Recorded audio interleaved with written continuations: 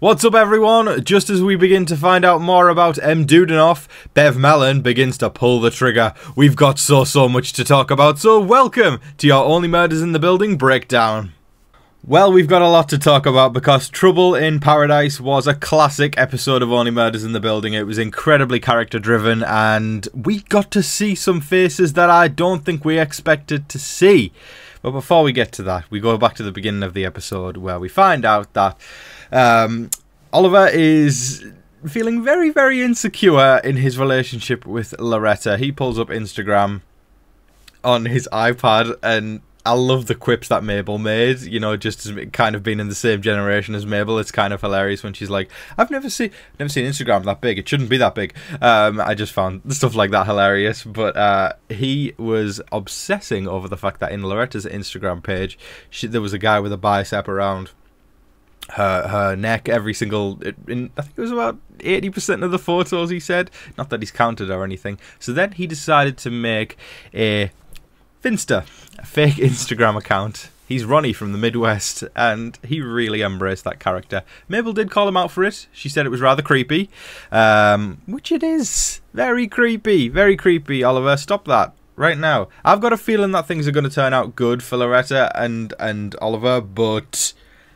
that's a no-go, my friends. That is a no-go.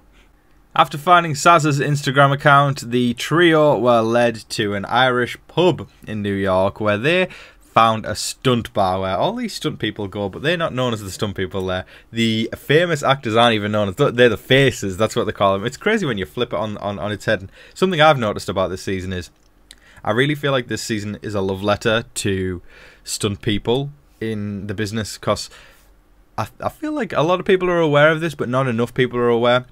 Stunt men and women and people don't get as much credit as they should. There isn't even a category for them in any of these award shows. It's not fair. And I think it's really beautiful that this season is digging into Saz's character and the emotional depth of what it's like to be, for Saz at least, to be a stunt woman. And I think that's beautiful because maybe that's as a society where we're going, because I know over recently that there has been more talk of giving more shining light to these stunt people, and I think there should be, and I feel like Only Murders Season 4 is doing a great job at that so far, and I think it's very beautiful. But anyways, we go into this Irish pub, and there was a great bit with Steve Martin in his character Charles where he's handing over the money to try and get the barman to talk. That was classic Steve Martin. Really loved that. But then the shock value was when one of the doors flew open and Paul Rudd comes flying out. And I've got to admit, for a second I was like, what the fuck? I couldn't believe it. I was in shock. I genuinely thought, did Ben fake his death or something? Did Ben Glenroy fake his death? But no. It turns out that this was Ben's Irish stunt person called Glenn Stubbins. Charles then managed to head into the back room where they found a chiropractor who Saz had been doing a lot of meetings with, and it turns out Charles is under the belief that Saz was in a struggling relationship, that it was phrased as, you know, a troubling relationship where she isn't getting as much as she's giving, and Charles came to the realization that it was him. Now, this is where I am going to delve a little bit, because while that is an assumption, we don't know if that could have been a reference to, because Saz was in a relationship with Jan, the season 1 killer, and we don't know if there's been another relationship that happened. That could be something easily that we could spin. I mean, we could just take it at face value, and it could be, but this of course is a murder mystery, and taking anything at face value is a risk. So therefore I can't help but think a little bit deeper into that phrase of she was in a relationship where she was giving more than she was getting. And to me, I'm not 100% set on that being Charles, so I'm keeping my eyes open there. Now, back at the Arconia, Mabel does some investigating in the Dudenoff apartment. She gets Howard to stay there for a duration of time. But this is where things get interesting, because we see a little shadow under the door come past and slips a little leaflet that says open casting for the Only Murders in the Building movie right now. And of course Howard would take the bait. We know Howard loves the stage, he loves the limelight. Why wouldn't he? Now, this is where things get spicy, because I think that was definitely something intended, because he was then drawn away to go see Bev Mellon and the brothers' sisters, or the sisters' brothers, I can't even remember what they're called, to go and audition. And then before you know it, the cult of the West Tower are in the Dudenoff room, moving Mabel's bed to try and find something behind the wall. Now, does that mean that they're in cahoots with the movie studio? Because I can't find a reason, unless anybody else can. If we can imagine this as like an investigation board where you put the string there and bring the string there, I can't find a connection. I really can't.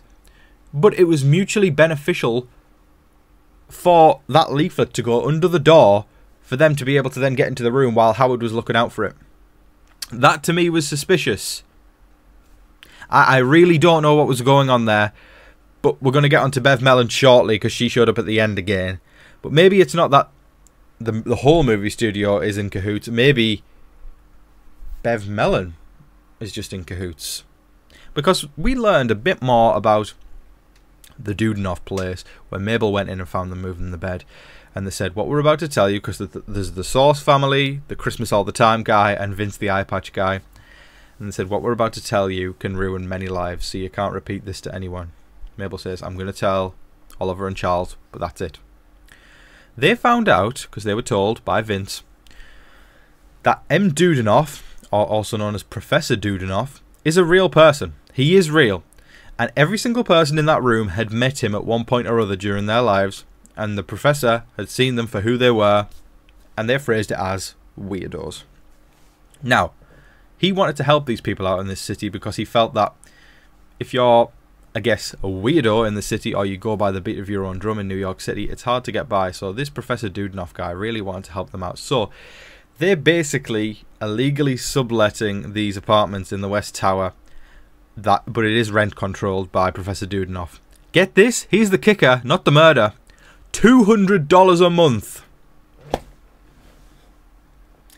Yes, please. I will write you a check. Imagine getting to live in the Arconia for Okay, well, there is murder there, but besides the murder, you get to live with every single star under the sun for $200 a month. Anyways, that's beside the point. They said they may be able to cut Mabel in on the deal if she keeps quiet and doesn't bring it up on the podcast, all that kind of stuff. So Mabel's genuinely considering what's going on there, but Professor Dudenoff has retired to Portugal. That is going to be the big mystery of the season when somebody shows up at the end, and we'll probably find out who Dudenoff is. If it's going to be an Only Murders style, I get the feeling that they've probably pulled out all the stops to get some kind of incredible old actor. And I mean, who could it be? I mean, I'm letting my mind go wild right now, but what if it's, I don't know, like Clint Eastwood or Dick Van Dyke, or, you know, somebody like a legend of the old screen? Because this season is filmed around films, you know. It's the whole theme is movies and the classic silver screen, and who better to represent that than somebody old school like that, like Dick Van Dyke or Clint Eastwood or whoever. That would be incredible. And also this season so far has shown it is not afraid of a cameo. We've had Jan show up from season 1, Ben Glenroy, well, Glenn Stubbins, Paul Rudd came back. Nothing's off limits. Nothing is off limits. So I hope you will all join me as I cross my fingers and go, Dick Van Dyke, Dick Van Dyke, Dick Van Dyke, Dick Van Dyke, Dick Van Dyke. Towards the end of the episode, the trio head towards someplace that was meant to be somewhere Saz was going to set up a home of training for future stuntmen. Didn't work out, unfortunately, but they went there. Just kind of a full circle moment for Charles for some closure. But as they get closer to the building, they hear some creaking, some ruffling around, and they're like, oh, somebody could be in there. They head in. Oliver's got his iPad flash thing on. And then the camera pans around, and Bev Mellon is there with a revolver in hand. She points the revolver at the trio and says, don't move or I'll blow your brains out. Roll credits. Only Murders, why do you do this to us? Why do you wrap us in your web of an amazing episode and then make us wait another week? It's genius, but it's also cruel. To me, even though that was sinister, That, to me, was a big hint that Bev is not the killer. Because I feel like when the killer reveal happens, it's supposed to be unexpected, and it's supposed to be... I never thought it was going to be that person. Bev pulling a gun in episode 4 out of 10 episodes, to me, that clears her name a little bit. It makes her dodgy, it makes her suspicious, it makes her weird, but my murder mystery mind, that is trying to articulate every single little fact that we know so far right now, is telling me that I think we can rule out Bev. Because what I've been saying these past few weeks when we've been reviewing all these episodes and going over them is, it's not about finding out who the killer is, it's about finding out who the killer isn't, and then you can find out who the killer is. So to me, just that little thing there, I think we're going to find out with something going on with Bev there. It's a misunderstanding or something, maybe where Bev thought she was going to get killed, so she was standing her ground or something like that. But I don't think Bev's the killer. However, I am looking forward to seeing more Molly Shannon because she's brilliant. She can act so well. She can act her ass off, and I'm looking forward to seeing more of that. But the biggest question on everybody's lips is still, who is Dudenoff? That is all of your Only Murders in the Building breakdown for today, folks. I thoroughly hope you all enjoyed watching. There's lots of questions on the tip of all of our tongues, and the mystery is getting so juicy, and we're only 4 episodes in. To me, so far, Season 4 is a contender for the best season so far. I am loving it. I love every single little cameo that's happening. I love all the hints to Professor Dudenoff, and I feel like we're building towards something bigger than anything we can all anticipate. I am excited. I am locked in. I just can't wait. But I will be here every single week breaking down the episode of Only Murders in the Building Season 4. So make sure that you are subscribed so you don't miss an episode. But anyways, don't forget to like, share, comment, subscribe, do all of that wonderful stuff. But until your next Only Murders in the Building breakdown, I've been your host, Tom Vasey. Good night.